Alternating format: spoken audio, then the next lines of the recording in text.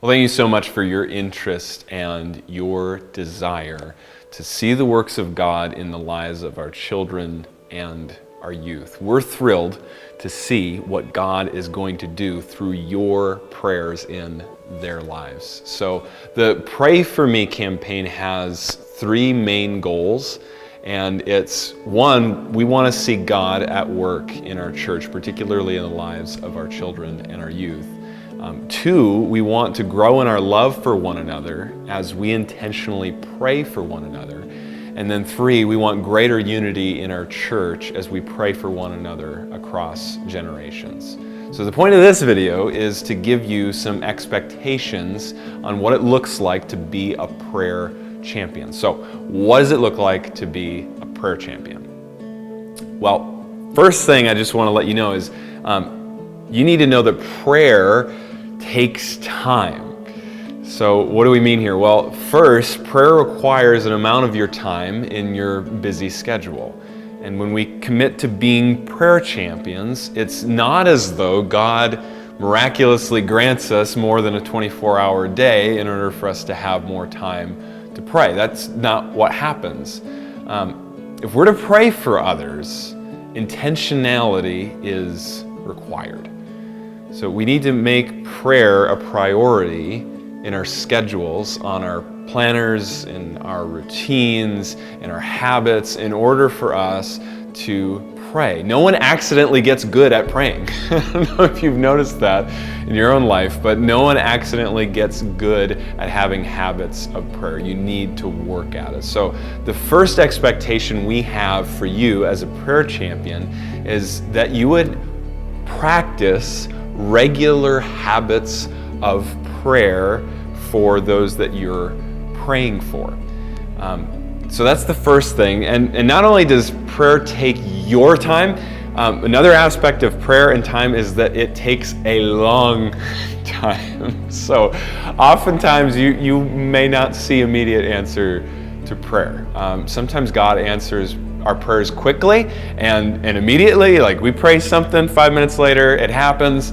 But a lot of the times it takes a long time. It might take you weeks or months or years, or some of you have been praying for people for decades before you've seen God answer that prayer. So another expectation with that of our prayer champions is perseverance in prayer. We don't want you to give up in your prayer just because you don't see something happening. God is working even though we might not see it. And perseverance is not born out of your own grit, okay? It's not like you're just pulling yourself up by the bootstraps and making this happen. Perseverance is not born out of your own grit. It's born out of a conviction that God is faithful to give good gifts to His children no matter how long it takes. So with that, it takes a long time and it takes your time. What does habits of prayer and perseverance in prayer look like? So we want you to have regular habits of prayer for whoever we assign you to pray for. And practically, we're asking that you would be setting aside time for them at least 3 times per week. Now, if you realize that you forgot to pray for the first 4 days of the week, and you realize that you only have time to kind of do those drive-by prayers, like really quick prayers, maybe you're praying for them on your way to work. It's not like God is just going to reject your prayers, okay? If they're 5 minutes long or 30 seconds long on your way to work, it's not like God's going to reject those prayers. He still hears you. But we want you to be intentionally setting aside time to pray. And we want that because intentional, focused prayer is better at growing your love for the person that you're praying for than just those hurried drive-by prayers. The intentionality itself grows your love. Focused prayer sets your mind on that person. It's almost like you're meditating on that person. They have your undivided attention before the Lord. And as you think about them and pray for them intentionally, you get better at praying for them. And when this happens, this intentional prayer, God draws you into the story that He's telling in that person's life. So we still want you to have intentional prayer and those intentional prayer times, even if you do only have 1 week, like 30 seconds per person you're praying for. So here are just some tips on having habits of prayer. Number one, build it into your routine. This is something that's been really helpful for me. Look at your week and see when your natural downtime is. It might be after work, right after work. It might be in the morning, right before work. Whenever it is, I want you to schedule your time, your prayer time, to happen during the natural downtimes of your life. And then when you schedule that, then and you get to your prayer time, then do step two. Step two is relax. Okay.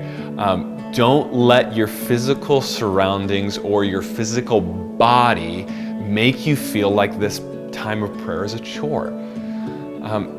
This is something I've discovered in my own life. If I make my prayer time feel like a chore, then the enemy of my soul is going to make me not want to do it. If you view prayer like a chore, you won't want to do it, and the enemy is going to leverage that to burn you out of prayer. So relax. Sit on the couch.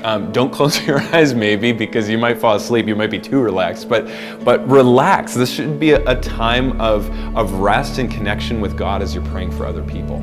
And then spend as much time as this is number 3, spend as much time as you can while acknowledging the fact that it's okay that you don't have all the time in the world. So if you have a free hour in the natural downtime that you've scheduled for yourself in prayer, and you don't mind using that free hour to pray, and you've just got 4 things to pray about, then hey, pray for 15 minutes for each of those things. So just spend a lot of time praying for them. But if you've just got 5 minutes to pray and you've got 5 things to pray for, then pray for one of those things each minute and just roll through that.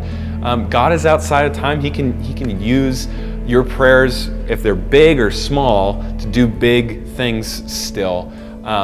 So don't overburden yourself by saying, I have to have 2 hours of prayer. You don't have to. That's a really good thing to want, but you don't have to have that. So those are some suggestions on how to go about having habits of prayer. And if you would like a great resource on prayer, check out Paul Miller's A Praying Life, Connecting with God in a Distracted Age. It's probably my favorite work on prayer. It's helped me a ton in my own prayer life. And in the meantime, here's what we expect from you as prayer champions. Regular habits of prayer for those that you're praying for, at least 3 times a week. Perseverance in prayer, so keep praying for them even when it doesn't look like anything is happening, and then connecting with them at least monthly. So with that last one, we're going to get you started with that. We're going to help you out. We're going to get you connected with those who you'll be praying for via email, and from there we want you to connect with them at least monthly. And whether that's by email, you might connect with them better over text or phone call, meeting with them in person. It'd be great if you have the capacity to connect with them more often and in different ways, but if you want to make sure that you're doing, we want to make sure that you're doing what is sustainable for you. So when you connect with them, ask them if there's anything that you can be praying for them, and then also as you're connecting with them, follow up on previous prayer requests and see how God has answered those prayers, if He has answered those yet. And spend some time getting to know each other as well. You can even share prayer requests that you have with them. And just know, this is not a formal meeting. Okay, you don't have to feel like it is. So we're going to help you with this, getting connected. And just a quick note on this too: if you ever feel in your time, in your relationship with the person that you're praying for, that they share something with you that they would like prayer for, and you feel like it needs to be brought to the attention of someone else, then we want you to contact either me or Jackie Hutchcraft first, even before you contact parents, so then we can come alongside you and try to figure out how to best help the person that you're praying for. So we're excited to see how God is going to be at work in you and the kids and the youth that you'll be praying for. And these are the 3 things. Pray for them in regular habits of prayer. That's an expectation we have of you as a prayer champion.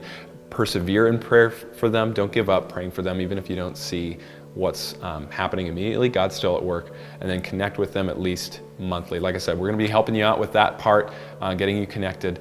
And thank you, seriously, thank you for undertaking this important task for their progress and joy in the faith. Nothing of spiritual significance happens without prayer. So thank you for doing this. So God bless you as you lift these up to the throne of grace. Thanks, guys.